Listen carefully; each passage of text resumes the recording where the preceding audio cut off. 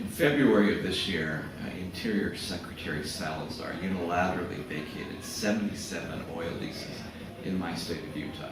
He did this despite the fact that they were approved after a 7-year open and public process.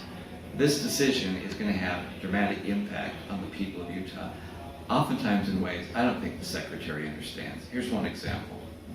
Hi, I'm Laurie Pitchforth, and I'm a commissioner from Emery County, Utah. Our county is energy driven. Without energy producers, our county would be devastated.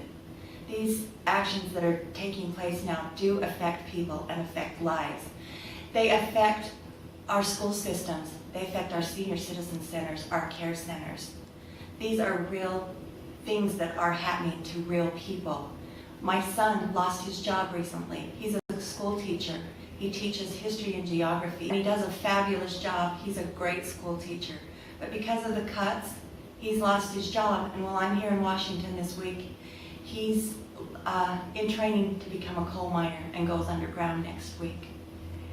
This is not a decision that he wanted to do or a decision that was taken lightly, but he has to do because he has a family, a wife, he has 2 children, one of which is a special needs child. As Mrs. Pitchforth well knows, she understands the consequences of this decision. It impacts real people and it harms the money going to the state of Utah. This is not just economic theory. This is what really happens to people on the ground, and unfortunately the schools in Utah are harmed because of these decisions. In a time when this country needs more jobs, this decision is unacceptable, and the Secretary of Interior has failed Utah and failed this country.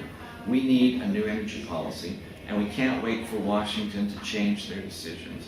So for Mrs. Pitchforth and her family, I wish them well because they are the unintended victims of policies made here in Washington.